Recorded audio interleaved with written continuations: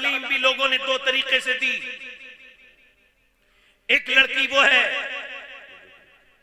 जो आपकी शादी ब्याह में आपके घर में बेपर्दा है, उससे लोग कह रहे हैं पर्दा कर ले मगर नहीं कर रही है, उसको सारी तकरीरें भी सुन रही है मगर फिर भी पर्दा, और उसको कोई परेशानी भी नहीं है, पर्दा करेगी तो इज्जत भी मिलेगी मगर नहीं कर रही है, बेगैरत हो गई, बेशर्म हो गई।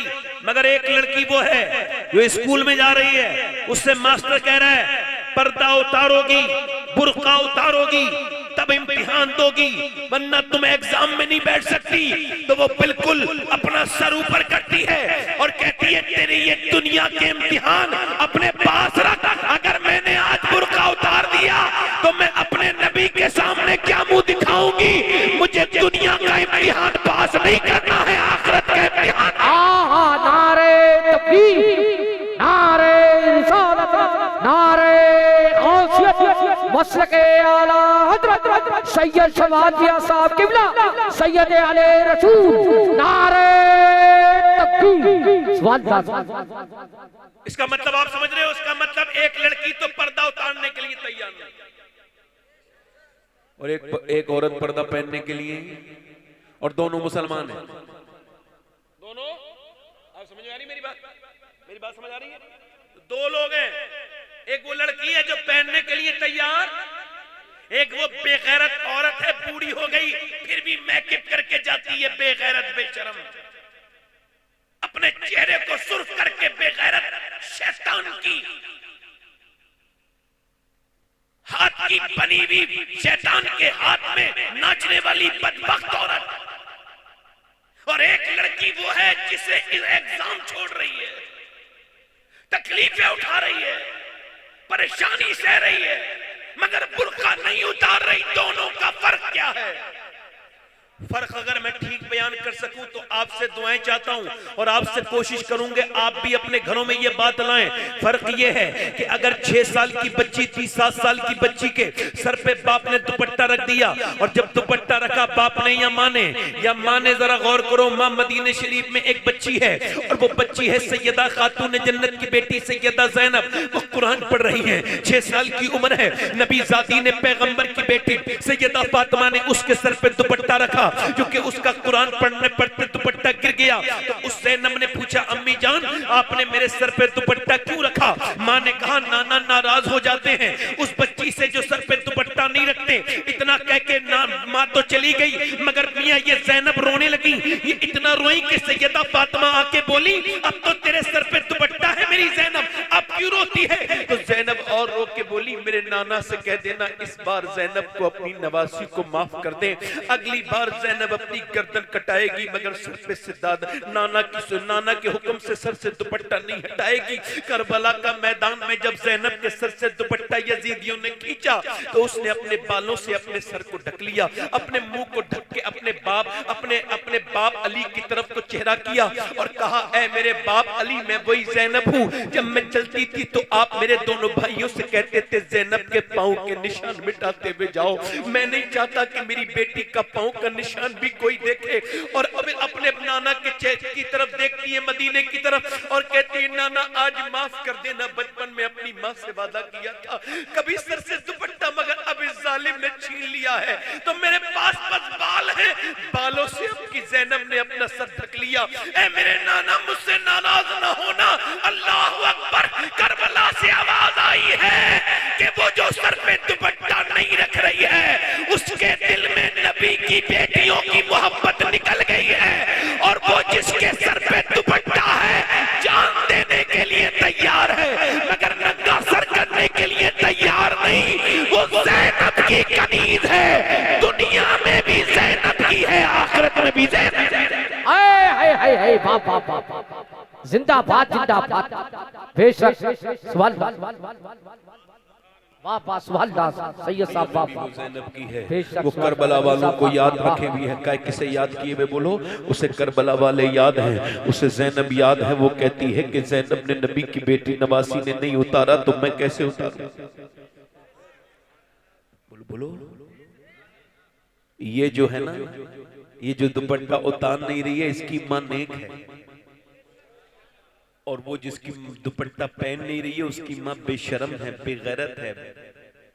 बेगैरत औरत को अगर किसी ने अपनी बीबी बनाया तो उसकी नस्लें बर्बाद। बुरा ना मानना मेरी बात का, तुम मुसलमान हो। हुजूर ने फरमाया नेक औरत से शादी करो चाहे उसका रंग काला हो। पहले नानी तक देखते थे, काय तक देखते बोलो? अच्छा ही करते थे, नानी तक देखते थे। अब तो नानी मानी कुछ नहीं, अब तो बस पैसा देखते हैं। किसके पास कितना पैसा है, किसने नया पैसा कमाया है, कौन मुझे गाड़ी अच्छी दे देगा, कौन मेरे बराती 1000 बर्दाश्त कर लेगा।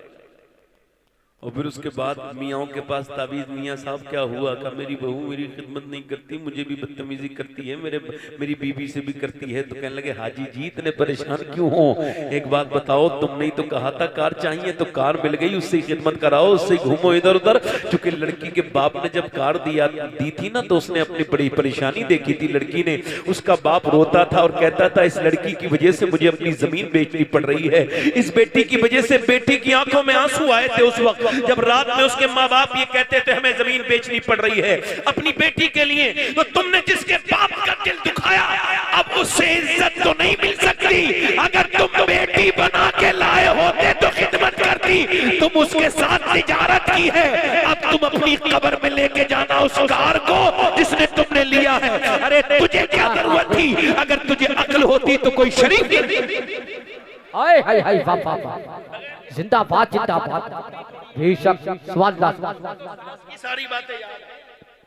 वो सास जो कहती थी मेरी फला लड़के को इतना मिला था, तुम्हारे घर से भी इतना हमें तुमसे चाहिए कुछ नहीं। इनके जहेज तय करने के तरीके ही बड़े निराले हैं। कहते चाहिए कुछ नहीं मगर हमारे बड़े बच्चे को ये मिला था। भिखारी है वो आदमी, मस्जिद के सामने जो भीख मांगता है उससे बदतर है वो आदमी जो किसी की बेटी भीख मांगेगी। बदतर, बेतमीज। इसी वजह से हुजूर ने फरमाया कि इतना आसान कर दो निकाह कि जिना मुश्किल हो जाएगा।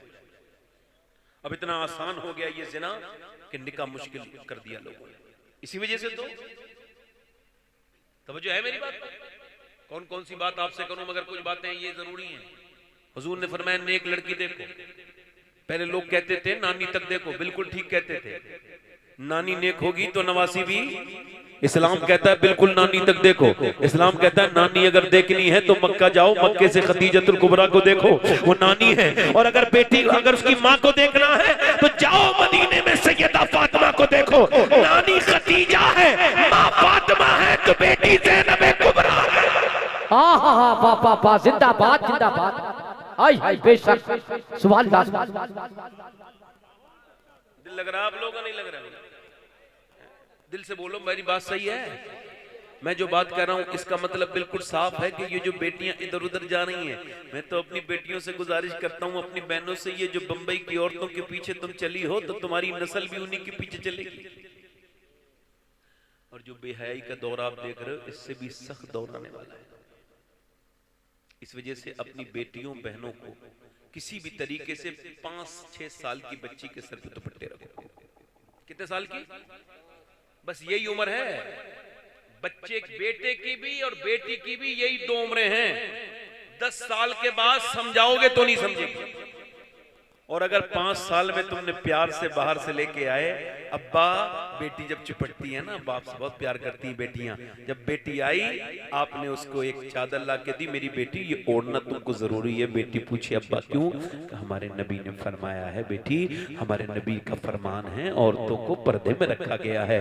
मेरी लाडली, तो बेटी अपने बाप की बात को ऐसे मानेगी, किसी मौलवी की ऐसी समझ में नहीं आएगी जैसे बाप की।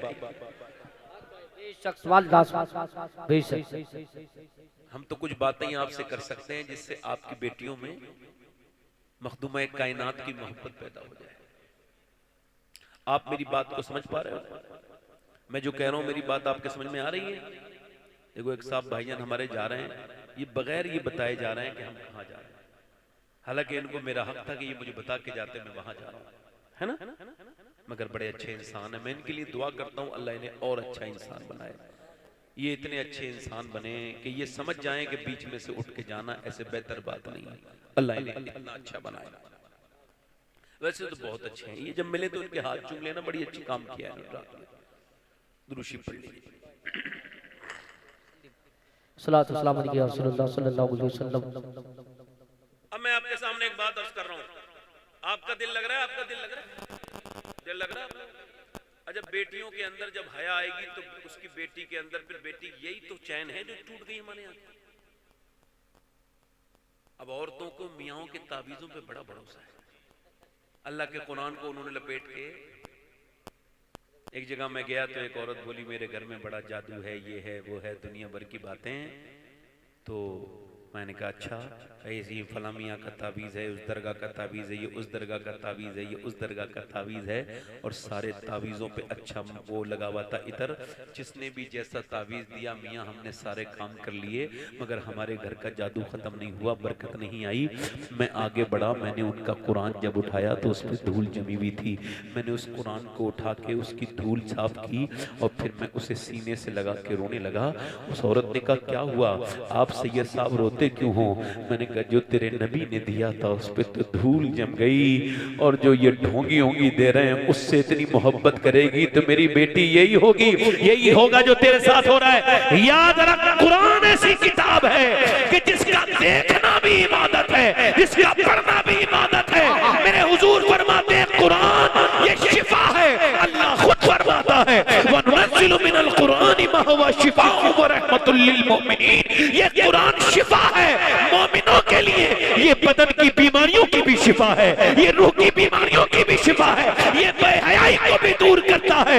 मेरे नबी जो अपनी उम्मत को दे के गए हैं, जो मेरे नबी का मौजज़ा है, जिस कुरान की तरह एक आयत दूसरी दुनिया में नहीं ला सकता, वो हुजूर का वो कुरान है।